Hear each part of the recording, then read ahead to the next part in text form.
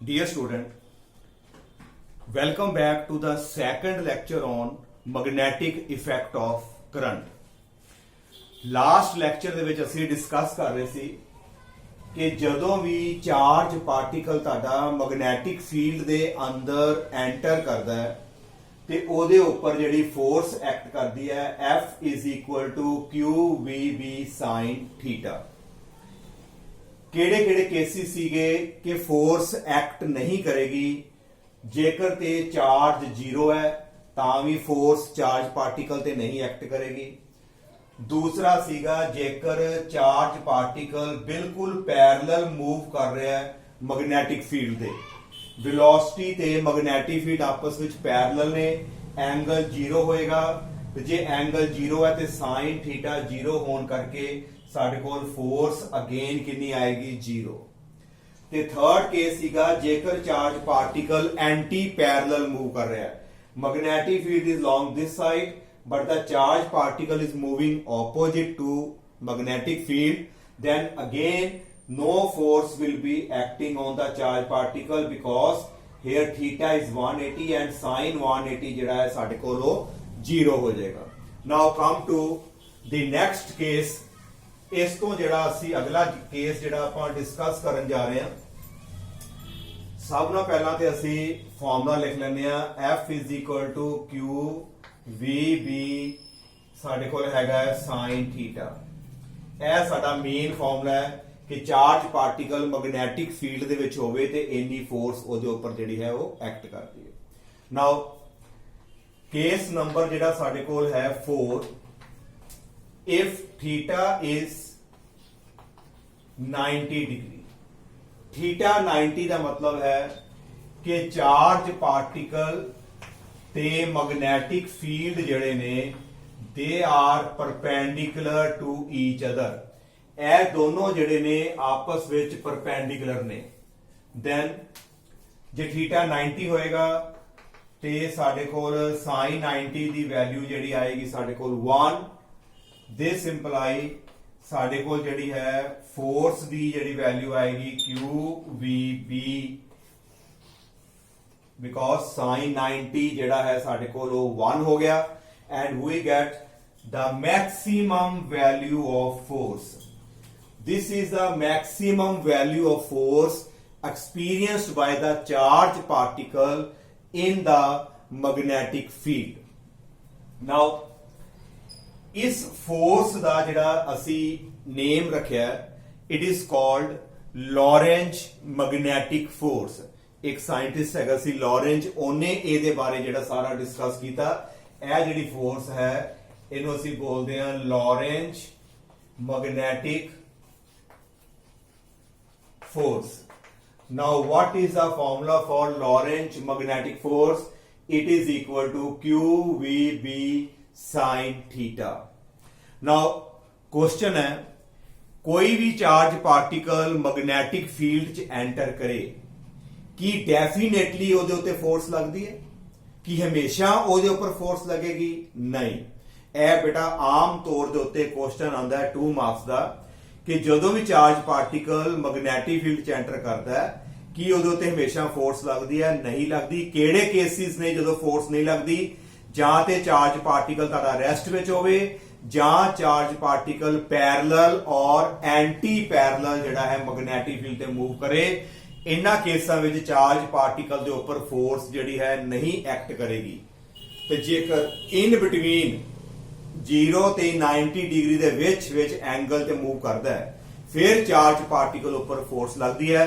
ਤੇ ਜੇ charge particle ਬਿਲਕੁਲ ਮੈਗਨੈਟਿਕ ਫੀਲਡ ਦੇ ਪਰਪੈਂਡੀਕੂਲਰ ਮੂਵ ਕਰਦਾ ਹੈ ਫਿਰ ਸਾਡੇ ਕੋਲ ਜਿਹੜੀ ਹੈ ਮੈਕਸਿਮਮ ਜਿਹੜੀ ਹੈ ਲੌਰੈਂਜ ਮੈਗਨੈਟਿਕ ਫੋਰਸ ਐਕਟ ਕਰਦੀ ਹੈ। And what is the formula for maximum Lorentz force?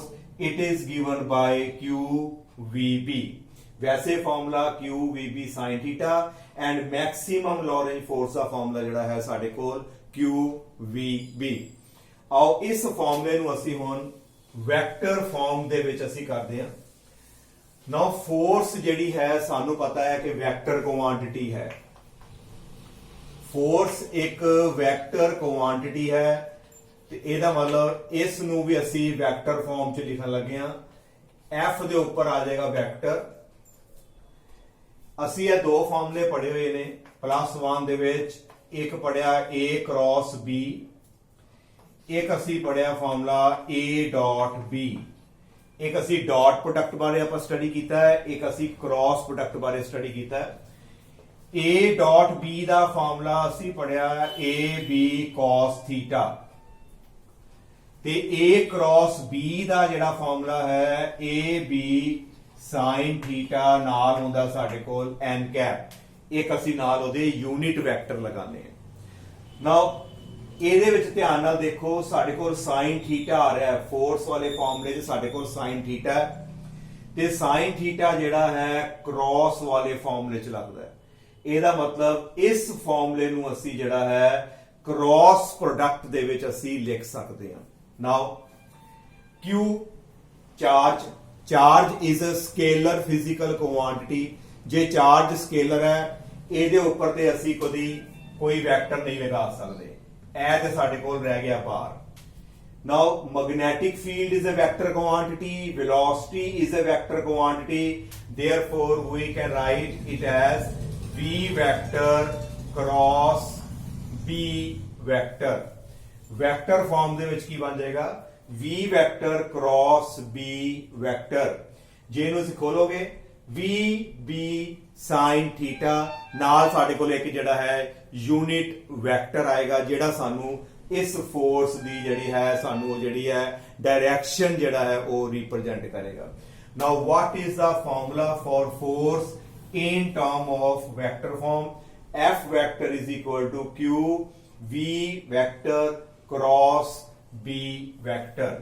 Q ਨੂੰ ਅਸੀਂ ਬਾਹਰ ਰੱਖਿਆ, ਕਾਰਨ because it is a scalar, ਇਹਦੇ ਉੱਪਰ ਵੈਕਟਰ ਨਹੀਂ ਆਂਦਾ, ਤੇ ਜਦੋਂ ਵੀ ਕ੍ਰਾਸ ਕਰਨੀ ਹੈ, cross product is always between two vectors. ਦੋ ਵੈਕਟਰ ਦੇ ਵਿੱਚ ਜਿਹੜੀ ਹੈ ਸਾਡੀ ਜਿਹੜੀ ਉਹ ਕ੍ਰਾਸ ਪ੍ਰੋਡਕਟ ਹੋਏਗੀ।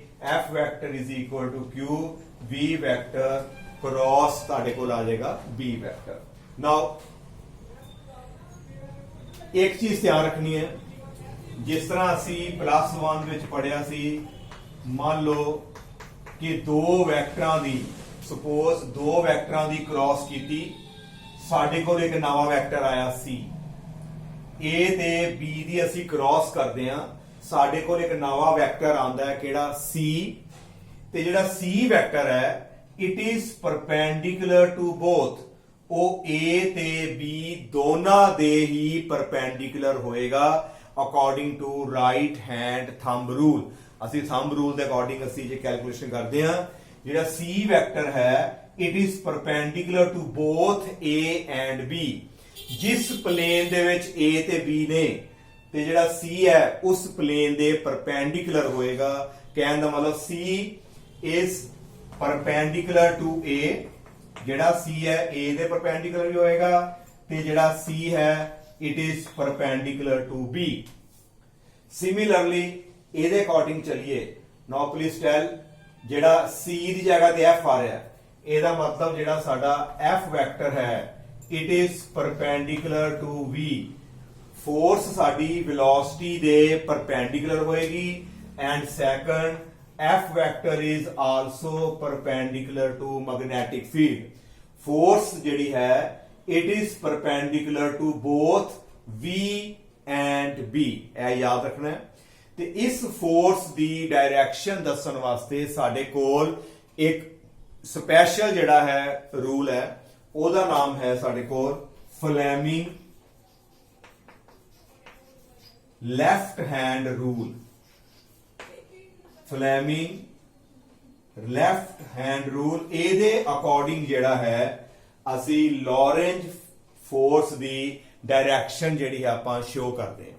ਕਿਹੜਾ ਰੂਲ ਹੈ? Fleming left hand rule. ਇੱਥੇ ਅਸੀਂ ਨਾਲ ਹੈਂਡ ਲਿਖ ਦਿੰਦੇ ਹਾਂ, ਫਲੇਮਿੰਗ ਲੈਫਟ ਹੈਂਡ ਰੂਲ।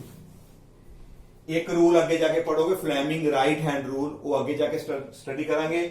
ਇਹ ਯਾਦ ਰੱਖਣਾ ਹੈ, ਲੌਰੈਂਜ ਫੋਰਸ, ਇਸ ਫੋਰਸ ਦੀ ਡਾਇਰੈਕਸ਼ਨ ਜੇ ਫਾਈਂਡ ਆਊਟ ਕਰਨੀ ਹੈ ਕਿ ਇਹ ਫੋਰਸ ਕਿੱਧਰ ਨੂੰ ਐਕਟ ਕਰੇਗੀ, ਉਹ ਅਸੀਂ ਫਲੇਮਿੰਗ ਲੈਫਟ ਹੈਂਡ ਰੂਲ ਦੇ ਅਕੋਰਡਿੰਗ ਜਿਹੜੀ ਹੈ ਆਪਾਂ ਉਹ ਫਾਈਂਡ ਆਊਟ ਕਰਦੇ ਹਾਂ। आओ इस नूं जिहड़ा है असीं डिस्कस करिए फर्दर। नाउ दो फॉर्मूले साडे कोल हो गए फोर्स दे। एक ते हो गया इन टर्म ऑफ मैग्नीट्यूड। जे ते असीं मैग्नीट्यूड की गल करते हैं सिंपल साडे कोल आएगा Q V B sine theta. ते जेकर असीं वैक्टर फॉर्म की गल करिए तो साडे कोल आएगा क्यू, इधर आएगा बी वैक्टर क्रॉस साडे कोल आएगा बी, ते ए दोनों आपस में जिहड़े ने परपेंडिकुलर ने। नाउ पहली इक्वेशन जिहड़ी है साडी जिस असीं सिर्फ ते सिर्फ मैग्नीट्यूड बारे गल कर रहे हैं। इफ क्यू साडा मान लो 1 है, जे क्यू की वैल्यू साडे कोल 1 होवे, वेलोसिटी भी साडे कोल 1 यूनिट है, चार्ज भी 1 यूनिट, वेलोसिटी भी 1 यूनिट, ते साडे कोल थीटा जिहड़ा है 90 डिग्री होवे, इत्थे 90 डिग्री कहने का मतलब वेलोसिटी ते मैग्नेटिक फील्ड आपस विच परपेंडिकुलर। थीटा 90 का मतलब वेलोसिटी ते मैग्नेटिक फील्ड आपस विच जिहड़े ने परपेंडिकुलर। इत्थे वैल्यू भर देने आ, साडे कोल की बचेगा F will be equal to 1 multiply by 1 into B into sine 90। असीं सारी वैल्यू पुट कर दियां। Now what is sine 90? It is equal to 1, आ भी 1 इंटू 1, ए सारा 1 होने तो बाद साडे कोल सिर्फ ते सिर्फ रह जाएगा it is equal to F is equal to B। ਇਹਦਾ मतलब इथों असी मैग्नेटिक फील्ड जिहड़ा है ओदी स्ट्रेंथ नूं असी डिफाइन कर सकते हैं in term of force. Magnetic field the strength नूं असी फोर्स दे रूप विच आपां इहनूं एक्सप्रैस कर सकते हैं। नाउ हाउ टू एक्सप्रैस, ए मैं लिखांगा नहीं, बोल रहे हैं तुसीं इहनूं नोट कर लियो। Magnetic field strength is equal to numerically equal to किहदे इक्वल आई है? force experienced by magnetic field strength is numerically equal to the force experienced by unit charge moving with unit velocity in a direction perpendicular to the magnetic field। साडे कोल एक unit charge है जेड़ा unit velocity दे नाल move कर रहा है। किधर नूं मूव कर रहा है? मैग्नेटिक फील्ड दे बिल्कुल परपेंडिकुलर। ते जिन्नी फोर्स वो एक्सपीरियंस करेगा that will be equal to the magnetic field strength. And you can write magnetic field strength is numerically equal to the force experienced by unit charge moving with unit velocity in a direction perpendicular to the magnetic field। इथों तुसी बेटा ओदी direction जिहड़ी है असी निकाल सकते हैं। Now you can also find the unit of magnetic field. Magnetic field का जिहड़ा यूनिट है इथों भी असी जिहड़ा है असी फाइंड आउट कर सकते हैं। Now how to find, what will be the value of B? B की जिहड़ी है वैल्यू कितनी होएगी? साडे कोल आएगी F ओवर क्यू वी, साडे कोल आएगा साइन थीटा। मैग्नेटिक फील्ड जिहड़ी है ਇਹਦਾ ਜਿਹੜਾ यूनिट ਹੁੰਦਾ है साडे कोल Tesla. It is a SI unit of magnetic field. It is Tesla, TESLA, that is 1T। ਇਹਨੂੰ ਅਸੀਂ 1T ਲਿਖ ਦਿੰਦੇ ਆ। मैग्नेटिक फील्ड ਦਾ यूनिट ਜਿਹੜਾ ਹੈ ਟੈਸਲਾ, ਉਹ ਕਿਹਦੇ ਇਕੁਅਲ ਹੋਏਗਾ? ਇੱਥੇ ਅਸੀਂ ਫੋਰਸ ਦਾ यूनिट ਭਰ ਦਿੰਦੇ ਆ, ਉਹ ਆ ਗਿਆ ਸਾਡੇ ਕੋਲ ਨਿਊਟਨ। ਚਾਰਜ ਦਾ यूनिट ਭਰ ਦਿੰਦੇ ਆ, ਸਾਡੇ ਕੋਲ ਆ ਗਿਆ ਕੂਲਮ। ਵੈਲੋਸਿਟੀ ਦਾ ਜਿਹੜਾ ਹੈ ਉਹ यूनिट ਭਰ ਦਿੰਦੇ ਆ ਅਸੀਂ ਇੱਥੇ ਮੀਟਰ ਪਰ ਸੈਕਿੰਡ। ਤੇ ਸਾਈਨ ਥੀਟਾ ਤੁਹਾਨੂੰ ਪਤਾ ਹੈ ਇਹਦਾ ਕੋਈ यूनिट ਨਹੀਂ। ਸਾਡੇ ਕੋਲ ਆ ਗਿਆ newton over coulomb into metre per second. Now coulomb per second ਇਹਨੂੰ ਅਸੀਂ ਕੰਬਾਈਨ ਕਰਨ ਲੱਗੇ ਆ। ਉੱਪਰ ਆ ਗਿਆ ਨਿਊਟਨ, ਸਾਨੂੰ ਪਤਾ ਹੈ ਜਿਹੜਾ ਐਂਪੀਅਰ ਹੈ ਉੱਤੇ ਚਾਰਜ ਤੇ ਥੱਲੇ ਹੁੰਦਾ ਸਾਡੇ ਕੋਲ ਟਾਈਮ ਕੱਚ ਸੈਕਿੰਡ ਚ। ਫਾਰਮੂਲਾ ਹੁੰਦਾ ਹੈ ਕਰੰਟ ਦਾ, ਚਾਰਜ ਨੂੰ ਟਾਈਮ ਨਾਲ ਡਿਵਾਈਡ ਕਰੀਏ। ਕਰੰਟ ਵਾਸਤੇ ampere, charge coulomb time second ਚ ਕੂਲਮ ਪਰ ਸੈਕਿੰਡ ਉਹਨੂੰ ਐਂਪੀਅਰ ਬੋਲਦੇ ਆ। ਆ ਦੇਖੋ ਕੂਲਮ ਵੀ ਆ ਰਿਹਾ ਤੇ ਪਰ ਸੈਕਿੰਡ ਵੀ ਨਾਲ ਹੈਗਾ। ਇਹਦਾ ਮਤਲਬ coulomb per second it will become ampere, ਨਾਲ ਆ ਗਿਆ ਸਾਡੇ ਕੋਲ ਮੀਟਰ। ਇਟ ਮੀਨਸ 1 ਟੈਸਲਾ ਜਿਹੜਾ ਹੈ ਸਾਡੇ ਕੋਲ ਕਿਹਦੇ ਇਕੁਅਲ ਹੁੰਦਾ ਹੈ? ਨਿਊਟਨ ਪਰ ਐਂਪੀਅਰ ਪਰ metre. It is the value of unit Tesla. Tesla is the SI unit of magnetic field. ਇਹਦਾ ਇੱਕ CGS ਯੂਨਿਟ ਵੀ ਹੈ ਜਿਸ ਨੂੰ ਅਸੀਂ ਬੋਲਦੇ ਹਾਂ Ghaus. 1 Ghaus is equal to 10 raised to power minus 4 Tesla. ਇਹਨੂੰ ਵੀ ਨੋਟ ਕਰ ਲਓ। ਮੈਗਨੈਟਿਕ ਫੀਲਡ ਦੇ ਦੋ ਯੂਨਿਟ, ਇੱਕ SI ਯੂਨਿਟ ਹੈ ਉਹ ਤੇ ਸਾਡਾ ਹੋ ਗਿਆ ਟੈਸਲਾ, ਇੱਕ ਯੂਨਿਟ ਹੈ Ghaus. 1 Ghaus is equal to ਕਿੰਨੇ ਟੈਸਲਾ ਦੇ ਵਿੱਚ ਹੈ? 10 raised to power minus 4 Tesla. This is a relation between Gauss and Tesla. Now I think ਤੁਹਾਨੂੰ ਇੱਥੋਂ ਤੱਕ ਜਿਹੜਾ ਹੈ ਉਹ ਕਲੀਅਰ ਹੋ ਗਿਆ। Now ਪਿੱਛੇ ਅਸੀਂ ਹੁਣੇ ਜਿਹੜਾ ਹੈ ਡਿਸਕਸ ਕਰ ਰਹੇ ਸੀ ਕਿ ਜਿਹੜਾ ਇਹ ਫਾਰਮੂਲਾ ਹੈ ਜੇ ਇਹਨੂੰ ਅਸੀਂ ਵੈਕਟਰ ਫਾਰਮ ਚ ਲਿਖਦੇ ਹਾਂ ਤੇ ਸਾਡੇ ਕੋਲ ਕੀ ਆਉਂਦਾ ਹੈ? F vector is equal to Q, V vector cross ਸਾਡੇ ਕੋਲ ਆਉਂਦਾ ਹੈ ਸਾਡੇ ਕੋਲ B ਵੈਕਟਰ। ਇੱਥੇ ਅਸੀਂ ਹੁਣੇ ਡਿਸਕਸ ਕੀਤਾ ਕਿ ਜਿਹੜਾ F ਹੈ ਉਹ V ਦੇ ਵੀ ਪਰਪੈਂਡੀਕੁਲਰ, ਹੁਣੇ ਸਮਝਾਇਆ ਸੀ F ਤੇ V ਆਪਸ ਪਰਪੈਂਡੀਕੁਲਰ, ਤੇ ਜਿਹੜਾ F ਹੈ it is also perpendicular to the B vector. ਇਹ ਦੋਨੋਂ ਜਿਹੜੇ ਨੇ ਆਪਸ ਵਿੱਚ ਹਮੇਸ਼ਾ ਪਰਪੈਂਡੀਕੁਲਰ ਹੁੰਦੇ ਨੇ। ਨਾਓ ਜੇ ਫੋਰਸ ਵੈਲੋਸਿਟੀ ਦੇ ਪਰਪੈਂਡੀਕੁਲਰ ਹੈ, ਫੋਰਸ ਜਿਹੜੀ ਹੈ ਵੈਲੋਸਿਟੀ ਦੇ ਪਰਪੈਂਡੀਕੁਲਰ ਹੈ, ਇਹਦਾ ਮਤਲਬ ਜਿਹੜੀ ਸਾਡੀ ਫੋਰਸ ਹੈ ਉਹ ਡਿਸਪਲੇਸਮੈਂਟ ਦੇ ਵੀ ਪਰਪੈਂਡੀਕੁਲਰ ਹੋਏਗੀ। Velocity is given ਬਾय rate of change of displacement. ਜਿੱਧਰ ਨੂੰ ਚਾਰਜ ਪਾਰਟੀਕਲ ਦੀ ਡਿਸਪਲੇਸਮੈਂਟ ਹੁੰਦੀ ਹੈ ਉਧਰ ਸਾਡੀ ਵੈਲੋਸਿਟੀ ਹੈ। ਜੇ ਫੋਰਸ ਵੈਲੋਸਿਟੀ ਦੇ ਪਰਪੈਂਡੀਕੁਲਰ ਹੈ, ਇਹਦਾ ਮਤਲਬ ਜਿਹੜੀ ਸਾਡੀ ਫੋਰਸ ਹੈ magnetic force, it will be perpendicular to the displacement of the particle। displacement ਦੇ ਬਿਲਕੁਲ perpendicular ਹੋਏਗੀ। ਇਹ ਚੀਜ਼ ਨੂੰ ਤੁਸੀਂ ਨੋਟ ਕਰ ਲਓ, ਵੈਰੀ ਵੈਰੀ ਜਿਹੜਾ ਹੈ ਇੰਪੋਰਟੈਂਟ।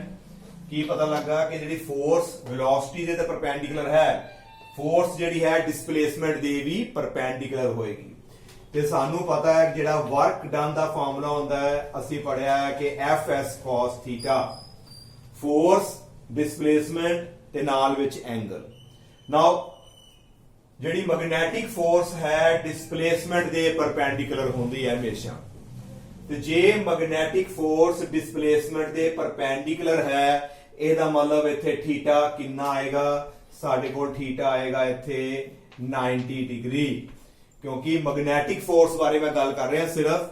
ਮੈਗਨੈਟਿਕ ਫੋਰਸ ਡਿਸਪਲੇਸਮੈਂਟ ਦੇ ਪਰਪੈਂਡੀਕੁਲਰ ਤੇ ਥੀਟਾ ਸਾਡੇ ਕੋਲ 90। ਦਿਸ ਇੰਪਲਾਈ ਵਰਕ ਜਿਹੜਾ ਸਾਡੇ ਕੋਲ ਆਏਗਾ Fs cos 90, but cos 90 the value ਜਿਹੜੀ ਹੈ it is 0। cos 90 ਅਸੀਂ ਪੜਿਆ 0। ਜੇ cos 90 0 ਹੈ ਤਾਂ ਸਾਡੇ ਕੋਲ ਜਿਹੜਾ ਵਰਕ ਕਿੰਨਾ ਆਏਗਾ? 0। ਇਹਦਾ ਮਤਲਬ ਮੈਗਨੈਟਿਕ ਫੋਰਸ ਜਿਹੜੀ ਹੈ ਚਾਰਜ ਪਾਰਟੀਕਲ ਦੇ ਉੱਤੇ ਕੋਈ ਵਰਕ ਨਹੀਂ ਕਰਦੀ। No work is done by the magnetic force on charge particle। Charge particle ਦੇ ਉੱਤੇ ਵਰਕ ਨਹੀਂ ਹੁੰਦਾ। ਮੈਗਨੈਟਿਕ ਫੋਰਸ ਦੀ ਸਿਰਫ ਮੈਂ ਗੱਲ ਕਰ ਰਿਹਾ। ਇਹ ਵੈਰੀ ਵੈਰੀ ਇੰਪੋਰਟੈਂਟ ਹੈ ਕਿ ਜਦੋਂ ਚਾਰਜ ਪਾਰਟੀਕਲ ਮੈਗਨੈਟਿਕ ਫੀਲਡ 'ਚ ਵੜਿਆ ਉਹਦੇ ਉੱਪਰ ਫੋਰਸ ਲੱਗੀ, ਉਹਦੇ ਲੱਗ ਗਈ, ਸਾਨੂੰ ਪਤਾ ਹੈ ਇੰਨੀ ਫੋਰਸ ਲੱਗੀ। ਕੀ ਵਰਕ ਹੋਇਆ? ਕੋਈ ਵਰਕ ਨਹੀਂ ਹੋਏਗਾ, ਕਿਉਂਕਿ ਲੌਰੈਂਜ ਫੋਰਸ ਜਿਹੜੀ ਮੈਗਨੈਟਿਕ ਲੌਰੈਂਜ ਫੋਰਸ ਹੈ ਇਹ ਵਰਕ ਨਹੀਂ ਕਰਦੀ, ਬਿਕੋਜ਼ ਫੋਰਸ ਤੇ ਡਿਸਪਲੇਸਮੈਂਟ ਆਪਸ ਵਿੱਚ ਕੀ ਹੁੰਦੇ ਨੇ? ਪਰਪੈਂਡੀਕੁਲਰ ਹੁੰਦੇ ਨੇ। ਤੇ ਜੇ ਵਰਕ ਨਹੀਂ ਹੋਇਆ ਤੇ ਸਾਡੀ ਕਾਈਨੈਟਿਕ એનર્ਜੀ ਦੇ ਵਿੱਚ ਕੋਈ ਵੀ ਜਿਹੜੀ ਹੈ ਉਹ ਚੇਂਜ ਨਹੀਂ ਆਏਗੀ।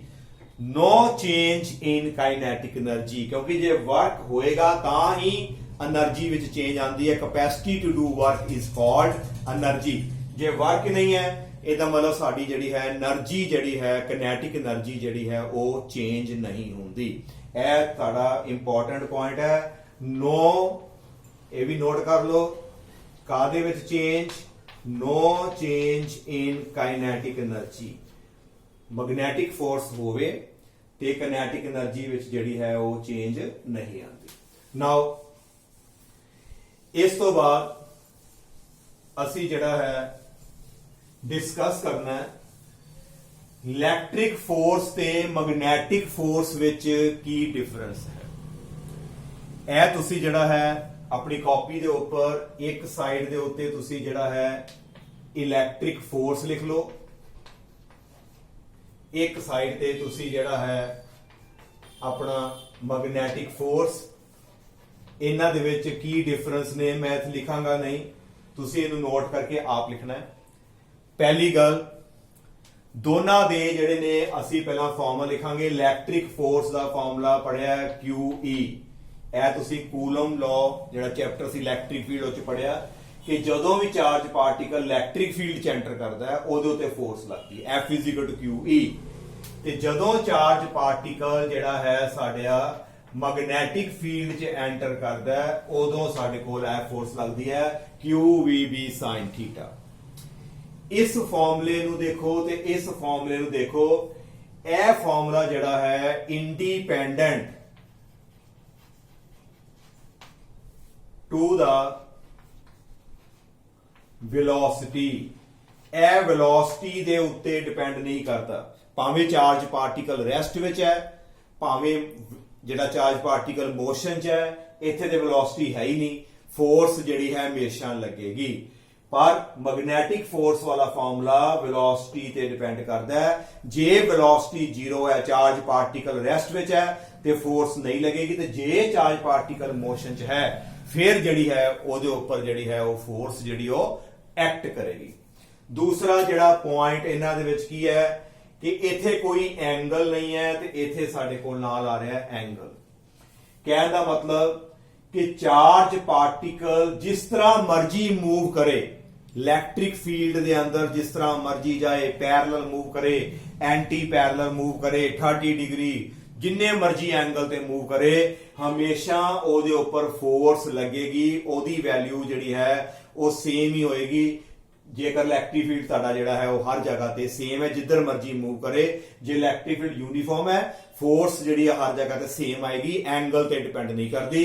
पर इत्थे जिहड़ा है साडे कोल एंगल है। एंगल का मतलब है जे चार्ज पार्टिकल किते पैरेलल मूव कर गया जां एंटी पैरेलल मूव कर गया, पिछे आप केस डिस्कस किए केस नंबर 2, 3, जे पैरेलल मूव करता है, एंटी पैरेलल मूव करता है तो फोर्स नहीं लगेगी, ते जे वो परपेंडिकुलर मूव करता है तो साडे कोल मैक्सिमम जिहड़ी है वो लॉरेंज फोर्स जिहड़ी है वो एक्ट होंदी है। ਇਹਦਾ मतलब डिफरेंस की आ रहा है दोनों फॉर्मूले विच, एक ते एंगल ते डिपेंड करती है, एक आ वाली फोर्स जिहड़ी है साडी वेलोसिटी दे उपर भी जिहड़ी है वो डिपेंड करती है।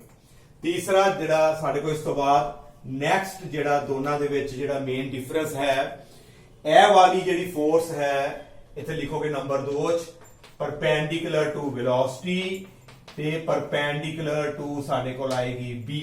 ए दोनों दे ही परपेंडिकुलर है, बट जिहड़ी आ वाली फोर्स है it will be in the direction of electric field और opposite to the electric field. A charge ते डिपेंड करती है। जे पॉजिटिव चार्ज है जिधर नूं इलैक्ट्रिक फील्ड है उधर नूं फोर्स लगती है, जे नैगेटिव चार्ज है तो उहदे ऑपोजिट लगती है। पर ए जिहड़ी है दोनों दे ही परपेंडिकुलर जिहड़ी है वो फोर्स तुहाडी वो एक्ट करती है। नाउ इत्थे जिहड़ा है साडे कोल वर्क होएगा नॉन जीरो, इत्थे जिहड़ा है साडे कोल वर्क आएगा, पर फोर्स वेलोसिटी दे परपेंडिकुलर होने करके इत्थे साडे कोल जिहड़ा है वो वर्क कितना आंदा है, साडे कोल जीरो आंदा है। इत्थे जिहड़ा साडा जिहड़ा डिफरेंस आएगा साडे कोल इत्थे किनेटिक एनर्जी विच चेंज, किनेटिक एनर्जी चेंज होएगी। इत्थे साडे कोल जिहड़ा डिफरेंस आएगा number 4, no change in kinetic energy. इत्थे साडे कोल काइनेटिक एनर्जी दे विच जिहड़ी है कोई भी साडी जिहड़ी है वो चेंज जिहड़ी है वो नहीं आती। नाउ ਇਹ ਦੋਨਾਂ ਦੇ ਵਿੱਚ ਤੁਸੀਂ ਡਿਫਰੈਂਸ ਜਿਹੜੇ ਨੇ ਆਪਣੇ ਅਕੋਰਡਿੰਗ ਆਪਣੀ ਲੈਂਗੁਏਜ ਦੇ ਵਿੱਚ ਜਿਹੜਾ ਹੈ ਉਹਨਾਂ ਨੂੰ ਤੁਸੀਂ ਲਿਖ ਲੈਣਾ ਹੈ। ਨਾਓ ਇਸ ਤੋਂ ਬਾਅਦ ਜਿਹੜਾ ਹੈ ਮੈਂ ਨੈਕਸਟ ਲੈਕਚਰ ਦੇ ਵਿੱਚ ਅਸੀਂ ਅੱਜ ਆਪਾਂ ਨਵਾਂ ਜਿਹੜਾ ਪਾਰਟ ਆਪਾਂ ਸ਼ੁਰੂ ਕਰਾਂਗੇ। ਉਹਦਾ ਨਾਮ ਹੈ ਬਾਇਓਟ ਸੈਵਰਟ ਲਾਅ। ਜਿਹੜਾ magnetic field current carrying wire ਕਰਕੇ ਪੈਦਾ ਹੋਇਆ, ਉਸ ਮੈਗਨੈਟਿਕ ਫੀਲਡ ਨੂੰ ਸਾਰਾ ਜਿਹੜਾ ਹੈ ਐਕਸਪੈਰੀਮੈਂਟਲੀ ਜਿਹੜਾ ਡੈਮੋਸਟ੍ਰੇਟ ਕੀਤਾ। ਉਹਨਾਂ ਨੇ ਐਕਸਪੈਰੀਮੈਂਟਲੀ ਫਾਰਮੂਲੇ ਬਣਾਏ ਕਿ ਕਿਹੜੇ ਕਿਹੜੇ ਫੈਕਟਰ ਦੇ ਉੱਤੇ ਉਹ ਮੈਗਨੈਟਿਕ ਫੀਲਡ ਜਿਹੜਾ ਹੈ ਉਹ ਡਿਪੈਂਡ ਕਰਦਾ ਹੈ।